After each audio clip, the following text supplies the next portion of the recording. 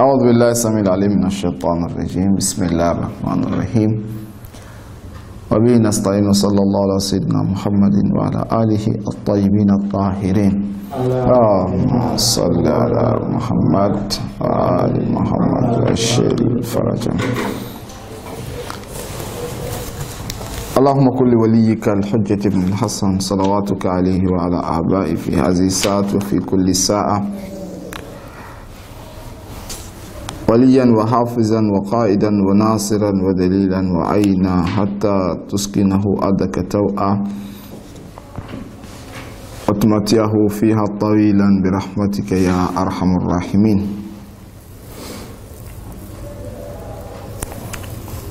Au nom d'Allah, le tout miséricordieux, très miséricordieux, paix et bénédiction sur le noble secrétaire du saint prophète Mohammed sallallahu alayhi wa sallam, sur sa sainte famille, ses vertus, compagnons et sur ceux aussi qui seront savoir ce que je de la résurrection. Alors, dans notre précédent cours, nous parlions de l'altération ou de la falsification, n'est-ce pas, du Saint-Coran. Et nous disions que dans la pensée ou la croyance chiite, il y a en fait l'unanimité sur la question du fait que le Coran n'a pas été falsifié. De même, dans la croyance sunnite. Donc le sunnite n'a pas à blâmer ou accuser le chiite comme quoi celui-ci croit à la falsification du Coran. De même, le chiite ne doit pas accuser à tort le sunnite pour cela. Si on doit s'accuser l'un l'autre parce que il y a des personnes qui ont rédigé des livres pour mettre en évidence l'altération du Saint-Coran, alors que ceci ne représente pas l'opinion générale des deux grandes écoles islamiques. Alors, c'est l'ennemi qui profitera de cela, parce que l'ennemi, lui, il ne croit pas au Saint-Coran.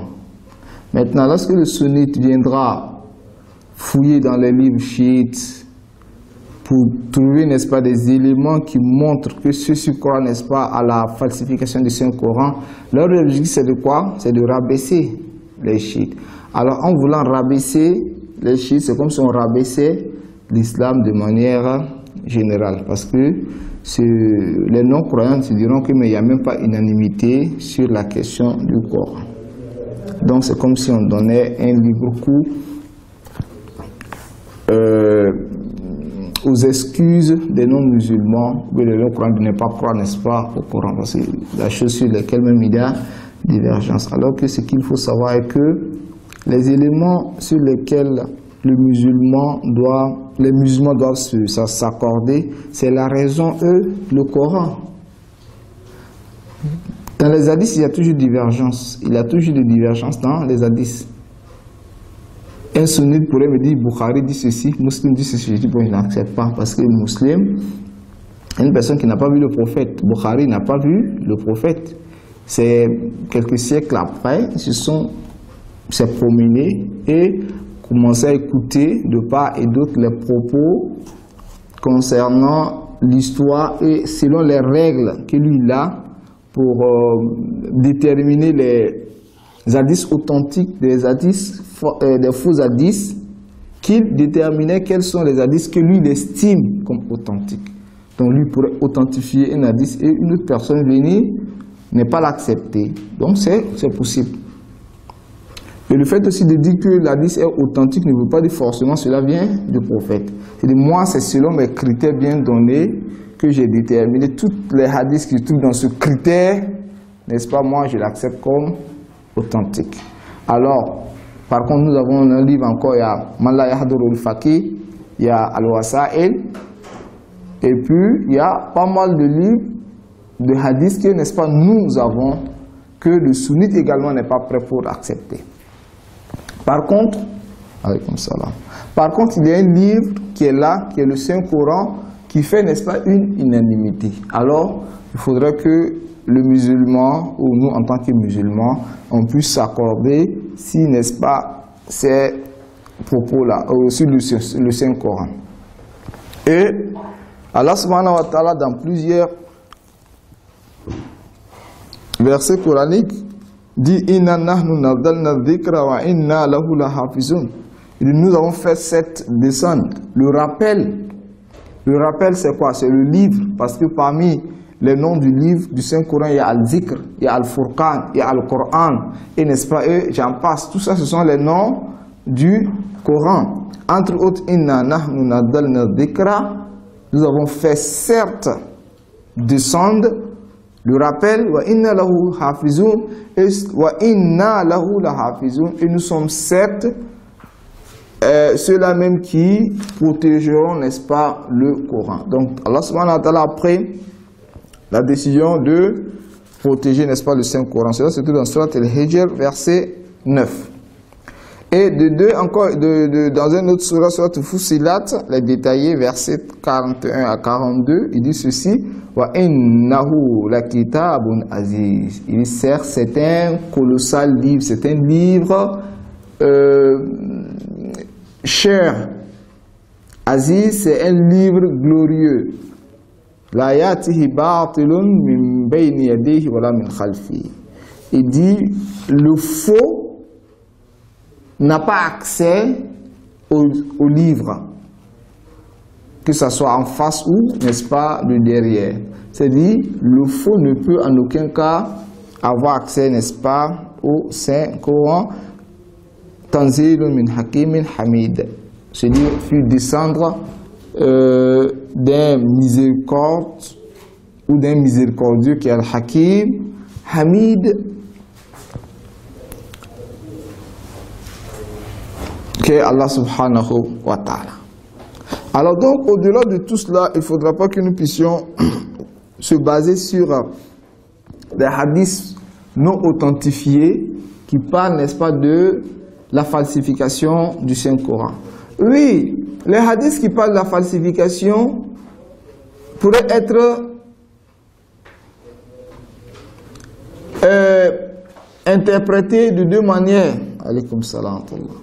Soit, c'est-à-dire mettre en évidence que le Saint-Coran a été falsifié en termes, n'est-ce pas, des versets, comme l'hadith qui dit que Surat al-Fussilat, Surat al-Ahzab, les détaillés étaient au nombre de 200 et actuellement nous n'avons que 73. Donc, ça met en évidence qu'il y a eu falsification. Où se trouvent, n'est-ce pas, les autres versets? C'est sûrement une falsification. Il y a des hadiths comme ça, et il y a d'autres hadiths qui mettent en évidence la falsification du sens.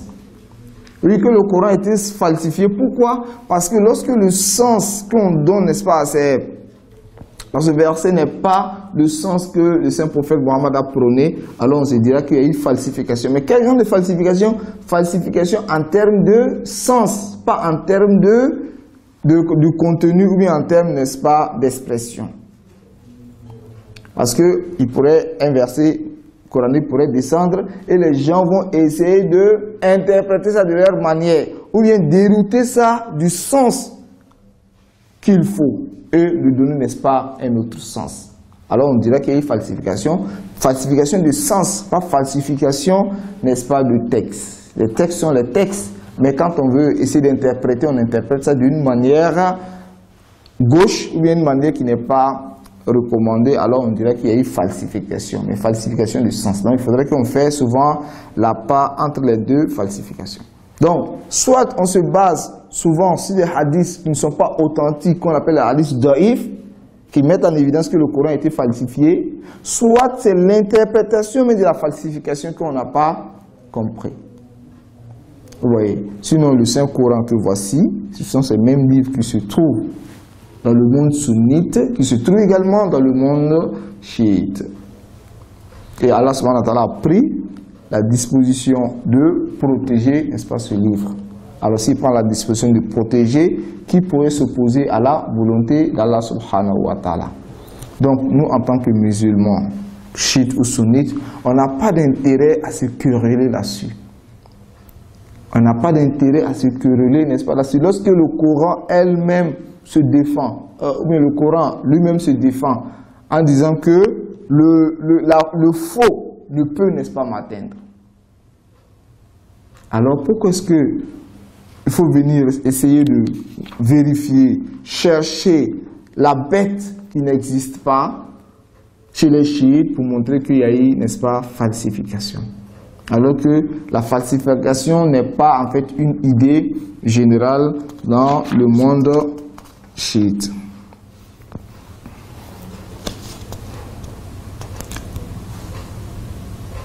Et il y a les hadiths comme ça où le saint prophète Mohammed sallallahu alayhi wa sallam et les Ahl al-Bayt également nous dit, parlant du fait que le Coran est authentique, il dit toute chose qui vous vient comme hadith, c'est le Coran qui est la balance. Il dit, Ariduhuma ala kitabillah, fama wafaqa kitab Allah, fakhuzuhu. C'est-à-dire lorsque nous avons deux hadiths opposés l'un de l'autre. Deux hadiths, on dit le prophète sallallahu alayhi wa sallam, quand il faisait l'ablution, il lavait les pieds. Il dit non, il essuyait. Alors on se pose la question de savoir, c'est laver ou bien c'est essuyer. Donc deux hadiths opposés, l'un à l'autre. Alors le saint prophète en aucun cas ne peut dire aux gens, laver, en même temps les demander de t'essuyer. Oui, c'est possible qu'avant, on essuyait, et après, une autre révélation vient pour abroger cela et amener une autre règle qui dira, n'est-ce pas, de laver, ou bien le contraire. Soit on lavait et puis on nous dit après d'abroger. Tout ça, c'est là. À ce moment, qu'est-ce que nous disons? Nous disons l'autre est abrogé et c'est l'autre qui est l'abrogeant. Il y a un qui est venu abroger, n'est-ce pas, l'autre. Mais pour dire au même moment, n'est-ce pas, de laver en même temps essuyer, cela ne peut pas provenir, n'est-ce pas, d'une personne sage. Parce que c'est opposé. En fin de compte, qu'est-ce que je fais? Je lave ou bien je suis. Je lave ou bien je suis. On dit que le prophète lavait. L'autre dit non, le prophète essuyait. Bon, si on nous dit que non, le prophète, il lavait, en même temps il essuyait. Là, on peut nous dire oui, nous avons la possibilité de choisir. On appelle ça wajib takhiri. C'est-à-dire les obligations où on te demande, tu as la possibilité de choisir ce que tu veux. En titre d'exemple, la prière de Juma dans le monde actuel, ou à notre époque, dans la croyance chiite, ce n'est pas une obligation de premier ordre, si on peut, n'est-ce pas, le dire. C'est-à-dire, ici, c'est une obligation, mais c'est porté au choix. C'est-à-dire, soit tu pries Juma, ou bien tu pries, n'est-ce pas, la prière de Zuhr. Tu as le choix de faire soit l'autre bien. C'est-à-dire, le jour de Juma, il y a une seule prière qui est obligatoire. Soit la prière de Juma, si tu pries la prière de Juma, la prière de Zuhr, tu es dispensé de ça, donc tu n'as pas besoin de prier. Donc, si tu pries la prière de Zuhr, tu n'as pas besoin de prier, n'est-ce pas, la prière de Juma. Bon, celui qui veut associer les deux pour avoir les mérites, bon, ça c'est autre chose. Ou bien, celui qui souvent dans le mois béni de Ramadan, qui devrait jeûner et qui s'abstient de jeûner, quand bien même que celui-ci n'est pas malade, n'est pas en voyage. Sciemment, il rompt son jeûne ou bien il ne jeûne pas. Alors qu'est-ce qu'il est demandé pour expier, n'est-ce pas, ce jeûne qu'il a manqué?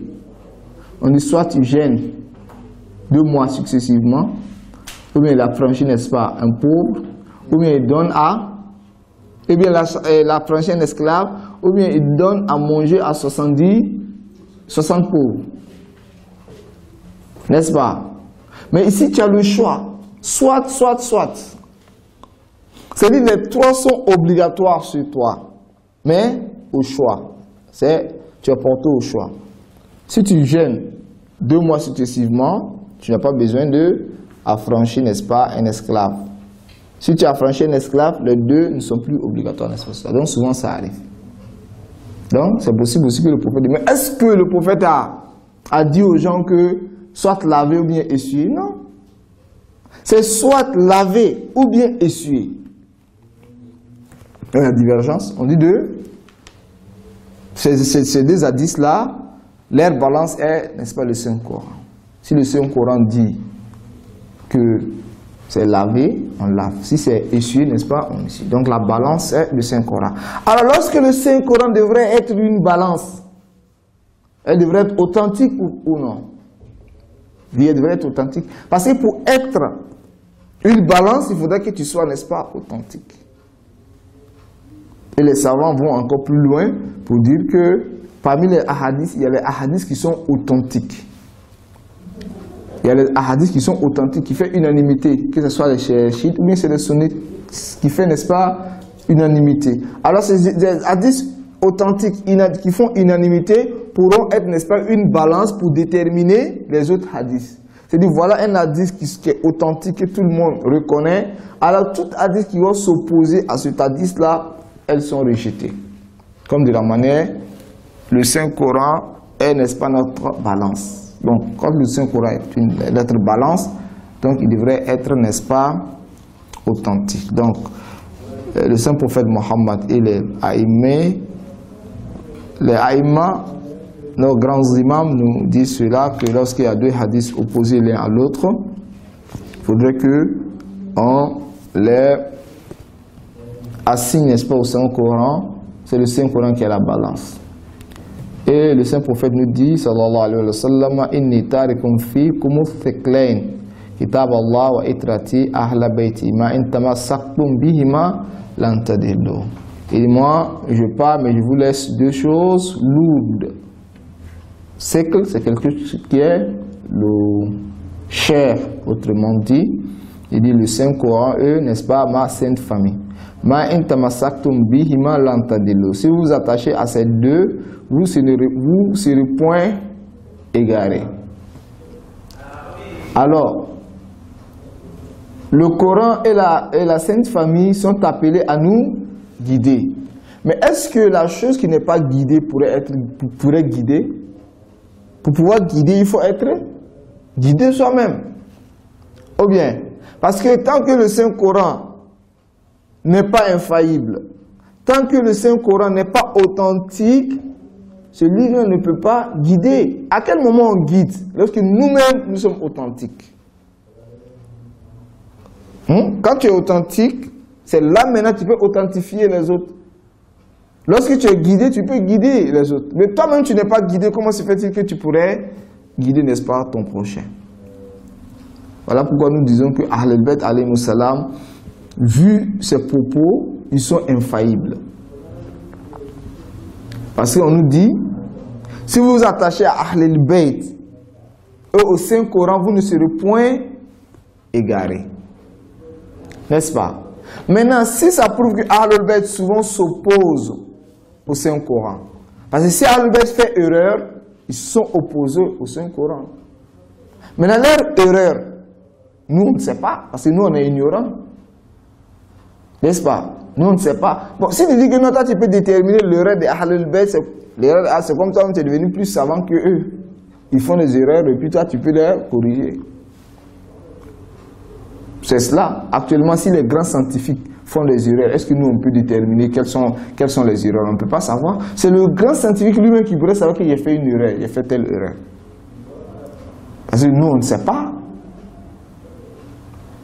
C'est comme si tout à l'heure on te donnait un ordinateur portable avec dans cet ordinateur il y a peut-être des erreurs là-dedans. Ces erreurs, nous, on ne peut pas déterminer, on ne peut pas savoir qu'il y a telle erreur là-dedans. À moins que si tu es scientifique également. Mais ces chercheurs-là, c'est entre eux qui peuvent savoir qu'il y a, n'est-ce pas, erreur. Donc il faut être initié pour, n'est-ce pas, savoir. Quand tu n'es pas initié, tu ne sais pas. Tu ne sais pas ce qu'il y a. Donc, Ahlul Bayt alayhimu salam, si ils arrivaient à faire des erreurs, alors c'est nous, on est appelés, n'est-ce pas, à obéir à cela. Alors en obéissant à Ahl al-Bayt, quand bien même qu'ils ont fait d'erreurs, cela s'oppose, n'est-ce pas, au Saint-Coran. Alors qu'on nous a demandé d'obéir à ces deux, Ahl al-Bayt et le Saint-Coran. Donc si Ahl al-Bayt s'oppose au Saint-Coran, alors qui ont su Ahl al-Bayt mais le Coran? Quelqu'un pourrait dire que je suis Ahl al-Bayt.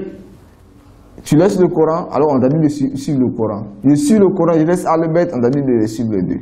Donc il faudrait que les deux soient, n'est-ce pas, des personnes ou des deux identités qui ne font pas d'erreur, qui sont authentiques pour, n'est-ce pas, pouvoir amener les gens à la guidance. Dans le livre ici, nous allons essayer de voir qu'est-ce que celui-ci dit concernant le Coran. La page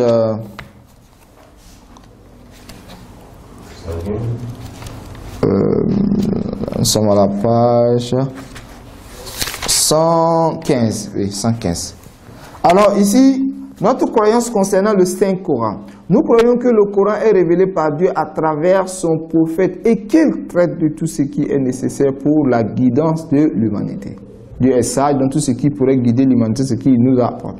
Il est le miracle éternel du prophète qu'aucun esprit humain n'a jamais pu imiter, que ce soit au niveau de l'éloquence ou au niveau des connaissances et des vérités qu'il présente. Ce livre saint n'a subi aucun changement, aucune modification ni aucune altération. Le Coran que nous disons aujourd'hui est exactement ce qui a été révélé au saint prophète Mohammed sallallahu alayhi wa sallam. Voilà en fait la croyance des chiites. Parce que quand on veut prendre la croyance des chiites à travers ce qui dit l'ennemi, on ne saura pas réellement quelle est cette vision. Voilà pourquoi quand on veut comprendre réellement ce qui celui-ci dit, il faudrait qu'on se réfère à leur propre livre pour savoir réellement qu'est-ce qu'ils disent.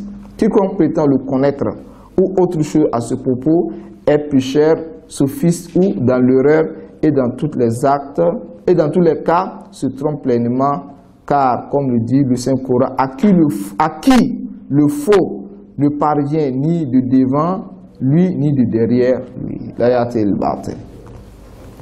Alors qu'est-ce qui prouve cela? C'est parce que la science dite dans le Saint-Coran n'est jamais opposée l'un de l'autre. Et n'est jamais opposée également à la réalité. C'est-à-dire qu'en aucun cas, un jour, une personne viendra dire que le Saint-Coran a fait une erreur, avait prédit quelque chose, ou bien a prévu quelque chose qui a été, que le contraire, n'est-ce pas, s'est opposé. Oui, c'est possible que l'être humain puisse, les hommes puissent interpréter ça d'une mauvaise manière. Souvent, c'est l'interprétation des gens qui font l'erreur. On interprète souvent mal le Saint-Coran. Voilà pourquoi à chaque moment, quand on interprète, on dit oui, c'est possible que cela soit l'objectif de Dieu, ou bien la vision de Dieu, mais cela ne veut pas dire que réellement c'est cela. Parce que souvent on nous disait que Dieu parle de Sab'a Samawat. Hein? Que Dieu parle, n'est-ce pas, des 7 cieux. Alors les 7 cieux, on dit c'est quoi? C'est les 7 planètes. On dit c'est les 7 planètes. Et après on fait des découvertes que donc il y a plusieurs planètes. Alors, est-ce que le Saint-Coran mentit? Le Saint-Coran nous dit 7 planètes et 7 cieux. Maintenant, 7 cieux, celui qui vient se baser comme la science à découvrir à l'époque 7 planètes, alors nous voulons l'attribuer à cela. C'est pas Dieu qui t'a dit. Dieu t'a pas dit que c'est les planètes que les scientifiques ont découvert. Est-ce que c'est ce qui a été dit? On a dit 7 planètes. Cette planète, maintenant, il faut chercher à savoir cette planète-là, ça fait allusion à quoi? Qu'est-ce que le Saint Prophète a dit? Qu'est-ce que les haïmans ont dit? Qu'est-ce que les grands savants ont dit? C'est cela. Mais on ne peut pas se baser si telle personne pour dire comme telle personne dit, comme les scientifiques disent que c'est 7, donc nous, on explique, dans notre explication, le Coran veut dire, n'est-ce pas, 7. C'est pas forcément cela. Non, c'est comme si on veut utiliser les données islamiques pour l'appliquer aux données scientifiques. Alors que la science se développe, la science n'est pas infaillible. Les scientifiques pourront dire quelque chose aujourd'hui et demain, n'est-ce pas, dire le contraire. Le Coran n'a pas d'opposition, n'est-ce pas, dans le Coran. Par contre, il y a les grands penseurs comme Socrate, Aristote, Platon qui ont donné, n'est-ce pas, émis des visions, des idées qu'aujourd'hui, soit que ce soit eux leurs élèves, ou bien ceux qui sont venus après eux, essayent de critiquer ces pensées. Par contre, le Coran, les Arabes eux-mêmes, quand ils le lisent, en termes même de,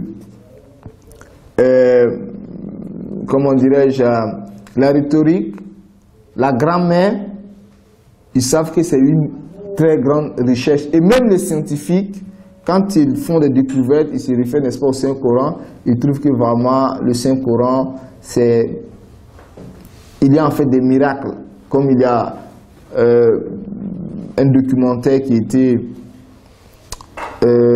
intitulé ainsi « Les miracles du Coran ». Les miracles, n'est-ce pas, du Coran. Donc, le musulman également doit respecter le Saint-Coran. Tu dois respecter le Saint-Coran. On ne devrait pas... nous croyons aussi que l'obligation de respecter, de vénérer le Saint-Coran à la fois en acte et en parole. Il est formellement interdit d'en souiller ne fût-ce qu'un seul mot ou d'une seule lettre en connaissance de cause. Humilier le Saint-Coran en connaissance de cause. Alors lorsque des personnes humilient, brûlent le Saint-Coran, quel doit être, n'est-ce pas, notre rôle? C'est de se lever et, n'est-ce pas, de combattre cela. Ça va? Alors lorsque tu es indisposé, tu n'as pas le droit, n'est-ce pas, de toucher les lettres du Saint-Coran. Il dit bien les lettres. Ce n'est pas la feuille là n'est pas le Coran. C'est quand tu es indisposé, c'est les lettres, tu n'as pas le droit, n'est-ce pas, de toucher. Maintenant, c'est possible que le Coran soit déposé, si tu n'es pas en ablution, tu peux prendre le Coran et déposer de l'autre côté. Mais tu n'as pas le droit de toucher les lettres. Ça va? Alors donc, on n'a pas, n'est-ce pas, ce droit-là de toucher le Saint-Coran quand on n'est pas, quand on est impur, quand on n'est pas en état de pureté. Que ce soit mineur, n'est-ce pas, ou majeur. La femme qu'elle est indisposée, que ce soit les règles, les louchis, n'est-ce pas, j'en passe, elle n'a pas aussi le droit de toucher, n'est-ce pas, le Saint-Coran. Donc bref, pour dire que le Saint-Coran, dans la pensée chiite, est un livre infaillible. C'est un livre qui vient d'Allah subhanahu wa ta'ala. C'est un programme spirituel, n'est-ce pas, pour les musulmans, un programme social, un programme politique, n'est-ce pas, pour nous, programme. Ce livre qui a existé au temps du saint prophète Mohammed sallallahu alayhi wa sallam, ce même livre-là qui existe, n'est-ce pas, à notre époque, il n'y a même pas de différence. Ah oui, souvent on nous dit non, que l'imam, on a les chiites, on a un autre livre qu'on appelle Masaf Imam Ali. Nous disons cela est un livre de tafsir. L'imam Ali alayhi salam a rédigé un tafsir selon, n'est-ce pas, l'ordre chronologique, n'est-ce pas, des versets. Qu'est-ce qu'on nous dit dans l'histoire du Coran? Que le premier verset qui a été révélé, c'est quoi? Surat Iqra. Ce n'est pas la Fatiha. Mais quand le Coran que nous avons actuellement, quand on regarde au début, c'est quoi? C'est la Fatiha. L'imam Ali alayhi salam, c'est pas comme ça il a combiné. Il a combiné ça comment? C'est-à-dire le premier verset comme Iqra, il met ça au début. Et puis la traduction. Après, qu'est-ce qui est descendu? Parce que souvent un verset peut commencer et quelque temps après, la suite descend. Entre-temps, d'autres versets ont entendu descendre. Je ne sais pas, le prophète dira, bon, tel verset, voilà la suite là-bas, tel verset, voilà, n'est-ce pas, la suite. C'est comme ça que ça arrive. Donc, l'imam Ali, c'est selon, n'est-ce pas, la révélation chronologique qu'il a, n'est-ce pas, combinée. Et en plus de ça aussi, il y a eu la traduction, et la, comment on appelle, l'exégèse, n'est-ce pas, de ces versets-là. Donc ça, ce n'est pas un Coran, n'est-ce pas, l'opposé, mais c'est un tafsir. On pourrait dire plutôt le premier tafsir des musulmans à l'époque de l'islam. Donc ce n'est pas un autre Coran opposé à ce que nous avons. Assalamu alaikum wa rahmatullahi wa barakatuh.